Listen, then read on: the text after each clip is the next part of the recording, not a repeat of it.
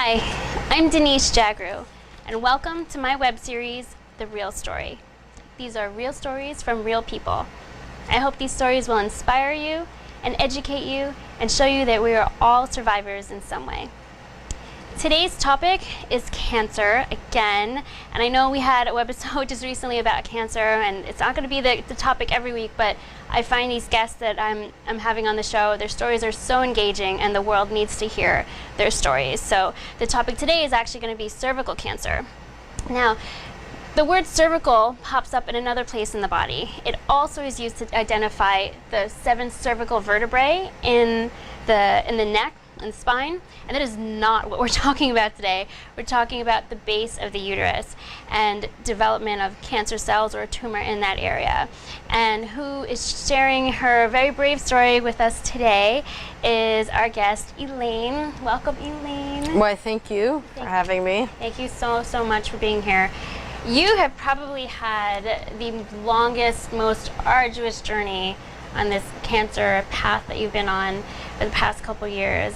Can you give us a bit of a snapshot about what you've been going through, if possible? I will definitely do my best. First, I have to accredit even discovering my cancer to my late stepmother, Debbie. A year before I was diagnosed, she went in for gas pain, and 6 weeks later, she was dead. The cancer was all through her body. She looked healthy. She was a physical fitness instructor. She had her own business, and she was dead in 6 weeks.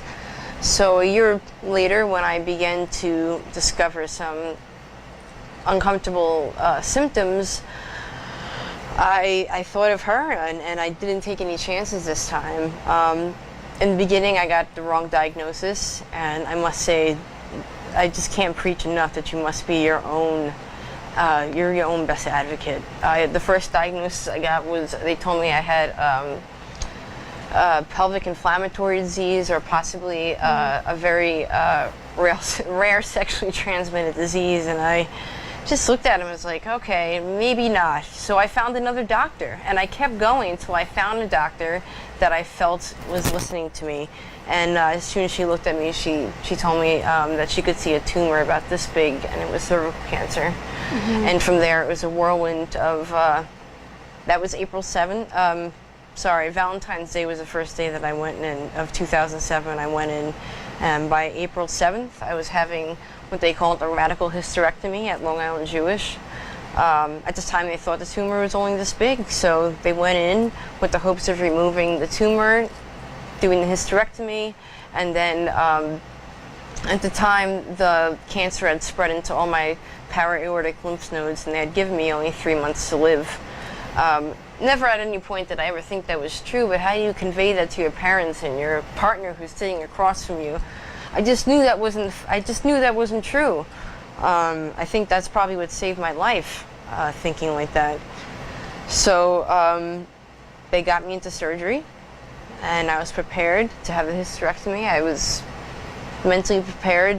They told me I wouldn't have children, and that I wouldn't have to receive certain radiation. So I was kind of happy about that. When I woke up, they told me they didn't do a hysterectomy and led me to believe for 7 days that I would be able to have children. That was really terrible. From there, they put me straight into chemotherapy and 3 different types of extreme radiation. The first 2 I felt like I could handle. By the time I got to the 3rd one, which was internal, I was supposed to receive 6 rounds. By the 3rd one, the first one, I went through menopause overnight. And I knew that this was wrong. Something was not right. My body was reacting in such a violent way. I mean, I had just gone through extreme surgery and other radiation and chemo, and this was happening. But after the 3rd one, I refused the rest of the treatment, and I think that saved my life. A year went by, everything was fine. I went back to work. I'm a first responder from 9/11. I was working at the former St. John's Hospital of Queens.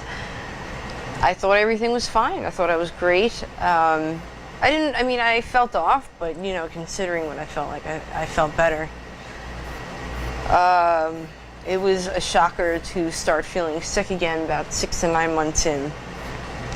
And at the time, I was in denial myself, but I felt like something inside of me just wasn't right.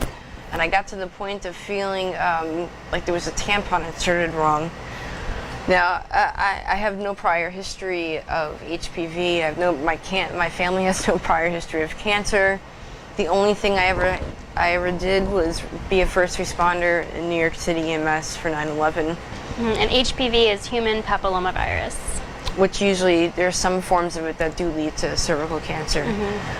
Which would have made sense if but there was no, they just said they could not find the pathology to it, which was fine. I didn't care. I was like, whatever, just save me, But I've always known in the back of my mind. I began developing some other illnesses along the way with my breathing, my lungs, other stuff that was related to responding to Ground Zero and to 9/11. I'm actually, any other first responders out there, you need to go to Health for Heroes and get registered, because that's who's been taking care of me on that end for my 9/11 sicknesses. What happened to the other first responders? Well, some people, my partner actually, within 30 days of 9/11, wound up having a massive heart attack in the ambulance with me. And when I was diagnosed at St. John's, there was a couple of individuals who were diagnosed with me, and within the 6 to 9 weeks, I'm the only one that's still around. And that's on top of my other survivor's guilt. That's pretty rough. So, going back to the tumor that, at the time I didn't know it was a tumor. I just felt like something was up. And I kept telling the doctors what was going on. They kept telling me it's in my head. Now, as women, we're very in touch with our bodies. And like I said before, I just kept going to doctors until they listened to me. Finally, it took one doctor. My regular oncologist was off, and he didn't even actually see patients. I just was, I guess, being a bit of a pain, a bit of being myself, I suppose, when I'm trying to get my way. And he came in, he said, I'll see you. And it took one doctor to look at the whole thing from a different perspective. He did 2 exams at the same time that other doctors were doing separately, and they discovered a tumor about this big that was on my pelvic floor, which is where they put the radioactive pellet from the internal radiation. So this was a direct connection to my body rejecting that radiation. I couldn't, I never thought I'd be so relieved to find out I had a tumor. Because finally I could say there's something there. To this day, I still have the tumor. It's been inoperable, but I'm thriving. And it's weird how a diagnosis can be like liberating and validating, but then defining and, confining, yes, at the same time. It's been all those things. It was like almost like the stages of grief, Right. Like first I was just, like the opposite. I was like, thank God I can finally prove that this isn't in my head. It's because not in your head, right. so many doctors tell you that. After a while, I was like, man, am I? You start to believe it. Yeah, it's just really me. Maybe this is in my head.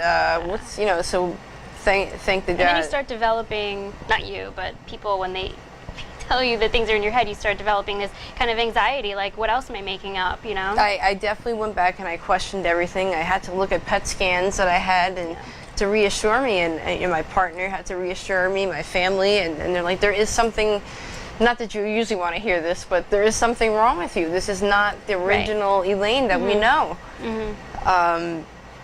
From there, it was just an uphill battle with the Veterans Hospital. They treated me like I was basically a crackhead with drug-seeking behaviors. And at one point, right before they discovered the tumor, one of my primary care physicians suggested that I get off all my medication and go on Xanax in front of my oncologist, who lost her mind after that. I had like this, because I was in the medical field prior, and I would suggest medications. That was just not kosher to them. They did not like that. They did not want to be told, and I paid dearly for that. I got out of the VA for the pain clinic, so I've been doing very well. They had me on an astronomical amount of pain medicine, which I'm no longer on. So now I still have the tumor. we'll cut to about 2 years ago. I basically I left the country to go to other doctors. I went to Amsterdam. I went because they're the sex change capital of the world, and the problems I was having was my vaginal canal was closing because of the tumor was pushing up on my colon and that whole area. It was filling that whole area. So I figured, if they could turn a woman into a man and a man into a woman, can they keep me a woman was the question. So when I went there, the doctors actually said, I'm on the right path, but because I have radiation damage, it's basically a wound that never heals. And because of that, they'll never be able to remove the tumor. And that was a bummer. That was a big bummer. So I had no idea you went to Amsterdam. yeah. I mean, I might have went for a few other reasons as well, but the main reasons were for that. And they said I was on the right track, but my thought process was correct. Yeah. But if there's one cell of cancer in this area where all this radiation damages and it goes into my blood system, that's it. I'm dead. There's no. But it did spread to your lymph system. It was in my lymph nodes. They removed all the lymph nodes with cancer successfully, and that was probably about the one thing they did right, because that was probably what shortened my lifespan. But I just knew that. I just knew. I've always known that it was going to be a tough road, but I know that I'm going to be okay. I'm not going anywhere. So you're living with this. You're coexisting with this. Yeah, I don't have a choice. You adapt, and this may be the military talking to me, but you adapt and overcome. And so what are ways that you're using in your life to heal or to lighten this situation for you? Well, getting out of my shell, because being sick, people act like they can catch cancer. My colleagues and friends, you definitely find out who's the closest after a while. And then getting out there and meeting new people, opening your heart, meeting you, letting go of those people that don't really want to be around you, and moving on, letting that go. I mean, I have a wonderful partner who's been with me for 11 years. I've been sick for 7, and he supported me through all that. I have my dad and my mom and my new stepmother and wonderful friends that I'm blessed with that. I really, truly am, and for that I am truly grateful, and that high alone keeps me going. For pain, I've found a new doctor that has me on a much lower regimen that I can function at. I don't operate at a zombie. Yoga and Eastern healing, a combination of Eastern and Western medicine, and that's been the best combination for me. And listening to my body, we know what's going on, and unless we really listen. And if we don't listen, nobody else is going to. Are there any resources you're using as a veteran, like as a female veteran, that are offered to you through the VA or other organizations? Of course, you were the one that changed everything. For 6 years, I was not having sex with my partner. I didn't even know where to begin. It was very painful. I was ashamed. I was embarrassed. I lost all my self-dignity, because how am I supposed to go be intimate with my partner when I am constantly poked and prodded? It was a very, very, I love him, and how could I couldn't make love to the person I am in love with, and that was extremely frustrating. And then when I met you, you showed me the light. You gave me the tools I gave up. I basically was, I was like, all right, I guess I'll be a eunuch in the sense. I just kind of gave up. I'm sure my partner wasn't too excited about that, but I gave up until I met you. You and Dr. Zephyrin, the GYN, who is connected to my oncologist at NYU, are the ones that have been the biggest and most important parts of my recovery.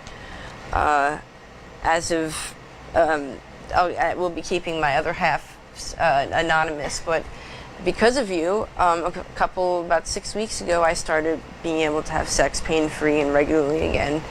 and with all the trimmings and everything. And it's nice to have my partner back again. That's so wonderful to hear. I mean, it's all, and there aren't many people like her at the VA, so, and that I guess, and God's know I've seen everybody, almost every doctor in every form, and you were the first person to treat me with dignity and respect. And I remember the first day coming in there, I was broken down. I couldn't even. I remember you were late, but I wouldn't have moved anyway. Like you felt so bad, but I didn't even know the time passed. I was like, well, where would I go? This was my last shot, and thank God that I stayed, because I'd be single. I would be lonely, and well, you did all the hard work. But by the way, I am a women's health specialist in physical therapy, so I treat pelvic pain and sexual dysfunction among some other dysfunctions. But we worked together for a while, and you did all the hard work, and you were diligent about it. So you did a great job, and it's helped the intimacy and the strength of your relationship, which is fantastic to hear. I mean, how a man that's been with me for 7 years through some really extremely, I mean, I lost the ability to have children, and he still stayed with me.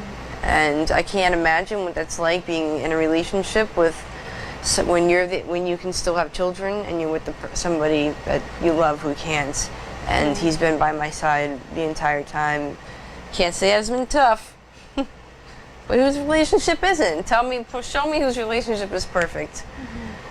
He's been a big instrument. I could never have done it without. There's a couple of people, and you, and Dan, my other half is is one of them, for sure. I mean, everything for me changed right before I went to Brazil was when I met you. Right. And that was really the kickoff for everything. Yeah. So you made Elaine made a pilgrimage to Brazil to meet with a very special spiritual practitioner named John of God. Can you tell us about that journey?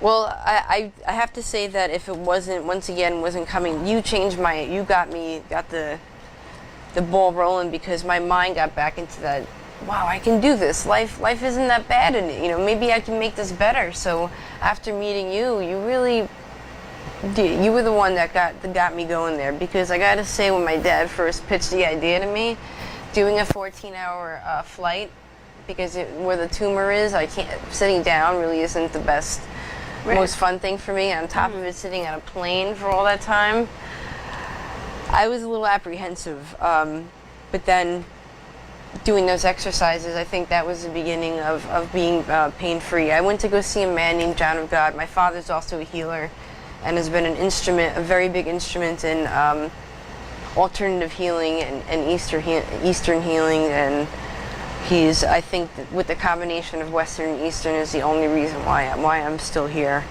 So we found out about this. 3 people told me to go see him, besides my dad. After my dad had told me, 3 people came up to me at different times and told me, so I was like, wow, this is no such thing as coincidence, right?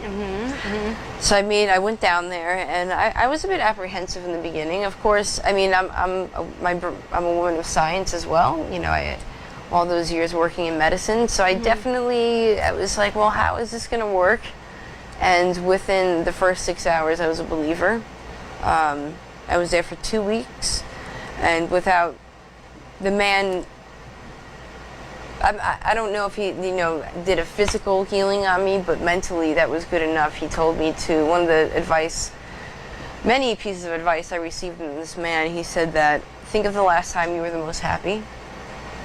And I did, and he said, go find those people. And I did. And that led me into the beginning of a whole brand new life. When I first moved into this apartment, I rescued Chewbacca, my Cocker Spaniel. And when I when I gathered these people that I was told to, one of them was a pet therapist, and before I knew it, she was testing Chewy and suggested I go to this pet therapy class, which once again got me out of my shell. After 8 weeks, Chewy became a pet therapy dog, and after graduation, I was tapped to come back and be an assistant instructor.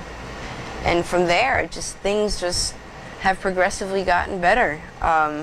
When I don't do my exercises, and I mean, I can see it's like a trickle down theory of crap. Changes everything. That it's amazing how just one, the ripple effect is really what it is. And John of God, I have quite a few amazing stories, but due to time, I can't get into it. But that one piece of advice changed my life, and now I instruct I'm an assistant instructor every weekend, helping out with puppies, and I train humans and teach dogs.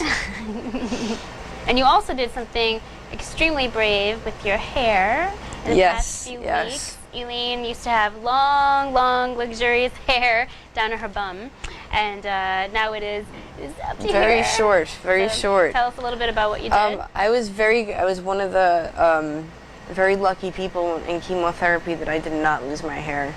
When I say women, when we get diagnosed, the first thing that goes through our mind is not what's wrong with you, not the cancer, not you're going to die in 3 months. I didn't hear any of that. Oh, I sat there and said, I'm going to lose my hair, and everybody's going to know I'm sick. And that was the biggest. I wasn't scared of anything else except for that part. Of course, I was going to go more of the Katy Perry look and go for more of the blue, pink kind of hair. But I've done this before. I did it with Locks of Love. This time I did something with Pantene called Beautiful Lengths, and I wound up donating 3 ponytails of 12 inches of hair. Oh, it takes wonderful. 5 ponytails to make 1 wig, and they give them for free to cancer patients. And how did that feel, giving that to patients who weren't as fortunate as you? It was very emotional because my whole world would have fell apart, even worse than what was going on. I can't even imagine. I see women, when I see women on the train, you could tell that they've lost their hair because they're sick, and I don't want people looking at me like that. Yeah. And through these last 7 years, no matter how sick I've been, I always dress up. I always get my hair done. I always look the best that I can, because I believe in faking it till you make it. I may not feel good on the inside, but I want to look good on the outside, and eventually it'll all come together. And you always look lovely to me. Why, thank you. And if it wasn't for Brazil and John of God, I attribute all that to John of God down in Brazil. He was in Abidjan, Brazil. I highly recommend him. And so this show is called The Real Story. So can you give us 2 real stories, one being kind of gritty and not as pretty, and another story being inspiring? And I know you told us a little bit of both, but if you can pick out 2 that kind of embody that. Let's see. Well, I would say one of the worst things for me was when I first started getting the brachytherapy, which was the internal therapy. I was strapped down. I had no control. They put me in something called Twilight, which they say that you can't feel anything, but you can. And I knew from the moment that they strapped me down that this wasn't right, that something was wrong. And that night I began going through menopause. The whole entire time I was ovulating up until this moment. It was horrible. I knew exactly what that meant. I knew that I was no longer, I had no time to save my eggs. I never had a chance to do any of that. And now here I was at 27, barren, knowing that that I would never get a chance to, call somebody and tell them that I was pregnant, or break the news to my, my significant other that, we're gonna have the pitter-patter of little feet. And that was the worst. I remember waking up in the middle of the night realizing what the night sweats were for. And that was the worst. The worst. I could handle the pain. I can handle the worst news, which they're constantly giving me. But that was the worst, and misleading me to think that I was going to be okay. Just because nobody wanted to break that news to me. I would say one of the most inspiring stories, besides the hair and all that stuff, was one of the last times I went to my oncologist at LIJ.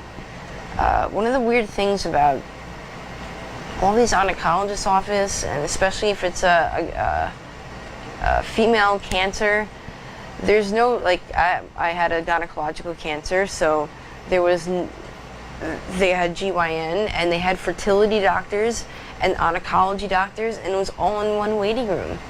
So I'm sitting there next to a pregnant woman after I just got told that I'm never going to be able to have children. The waiting room was completely mixed. The last time that I went to this doctor this doctor he was an oncologist, GYN, had Georgia O'Keeffe paintings in every single exam room. So think about that for 1 second. I was done with this doctor, and I remember sitting there in the waiting room, and a woman walked in, and I could just tell she was all by herself. She was maybe a couple years older than me, and I could tell by the look on her face that this was her first time going. That she already knew she had cancer, because I remember what it was like. I remember the feeling. I remember exactly what the look looked like, and she was all alone. And I overheard, breaking some HIPAA rules here, I overheard what doctor she was going to see, and I knew that it was an oncologist, and she was like shaking like a leaf. And the fact that she was by herself, it broke my heart. And of course I was waiting, because, you know, hurry up and wait to get to some of these doctor's offices. And I couldn't just sit there and not say anything. I just couldn't. And I went over there and I said, it's going to get worse, but it'll get better eventually. And she just broke down, and she just started crying, and I told her, I said, eventually it'll be okay. And I said, I'm going to be honest with you, it's really going to suck. Things are going to get really hard, but there is a light at the end of the tunnel, and you're in good hands. And from then on out, that was probably the most inspiring thing. I mean, I hope she remembers that and can pay it forward to somebody else. I bet she will. You are so brave and so giving. Can you give any advice for our viewers if they're thinking about, getting checked out or for screening? Absolutely. Like I said in the beginning of my story, they didn't believe me. They actually told me I have, you can look this up, with trichinosis, which is an extremely disgusting STD, not even like if there was a normal STD, not even like one of those regular ones that can be cured by penicillin. And I said, that's not it. There's something else going on. And I kept going. And you must listen to your body. No matter what that doctor says, if you think that there's something going on, you need to go to another, to pick up your stuff, get your insurance card, and move on to the next doctor. Definitely get pap smears every, 6 months to a year. And you are your own best advocate. And if you're young enough, go get that vaccine. It's way too risky out there to not have that. And to risk, you don't want to, not that HPV was the cause of my situation, but you don't want to be in my situation. But it's changed my life, and here I am, and this is as good as it gets, and I'm pretty happy.